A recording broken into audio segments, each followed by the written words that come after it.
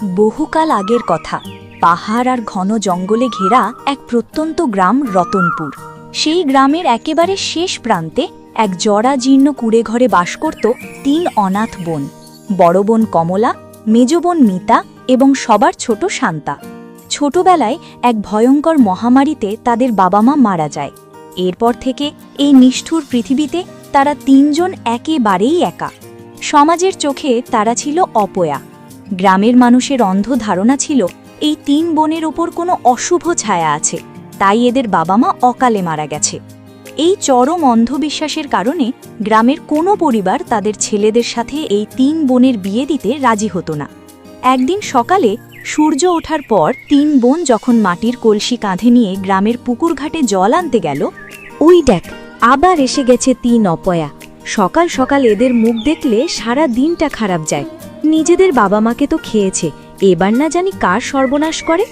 এদের বিয়ে তো এই জন্মে আর হবে না। কমলার তো চুলে পাক ধরতে শুরু করলো।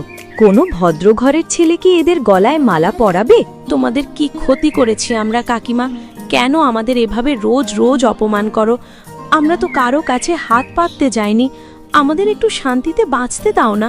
দিদি, তুই এদের কথার উত্তর দিস না।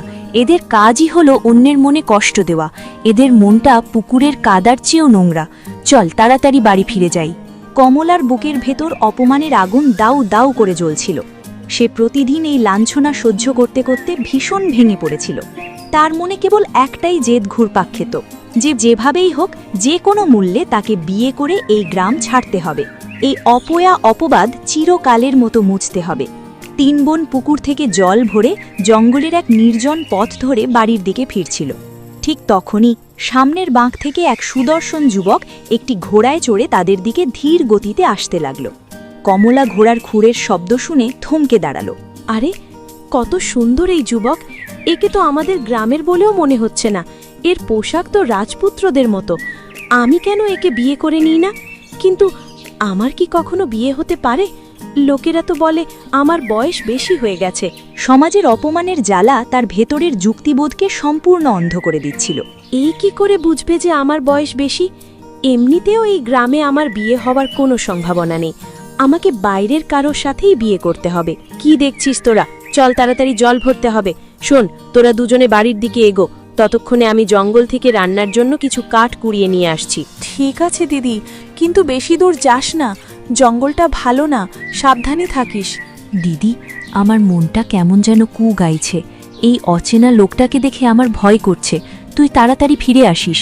মিতা ও শান্তা ধীর পায়ে এগিয়ে গেলে কমলা ঝোপের আড়াল থেকে বেরিয়ে সোজা সেই ঘোড়ার সামনে গিয়ে পথ আটকে দাঁড়ালো। আরে তুমি এদিকে কোথায় যাচ্ছ? এই গ্রামের ভেতরে যেও না। এখানকার মানুষ ভালো নয়। তুমি পথ বদলে নাও। আরে তুমি কে সুন্দরী যে আমার সম্পর্কে এতটা ভাবছ? আমার নাম মোহন। আমি অন্য রাজ্য থেকে এসেছি, কিন্তু তুমি তো দেখছি আমাকে সাহায্য করছো। আজ প্রথম কাউকে দেখছি যে আমার কথা এত ভাবছে। কেন ভাববো না? আমরা তো মানুষই। আমাদের তো একে অপরের কথা ভাবা উচিত। তাই একজন অচেনা পথিক হিসেবে আমার তোমার জন্য চিন্তা হচ্ছিল। যাই হোক, তুমি আমাকে সতর্ক করে খুব ভালো করেছো। ঠিক আছে, আমি চলি। আরে এ তো আমার কথায় খুব সহজেই বিশ্বাস করে নিয়েছে।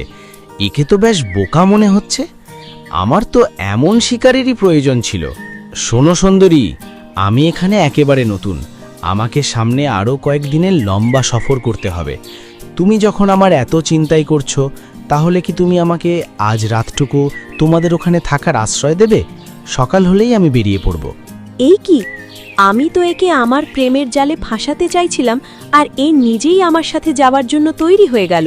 আমাকে একে নিজের বাড়িতে নিয়ে যেতে হবে এবং বনেদের থেকেও আড়াল করতে হবে।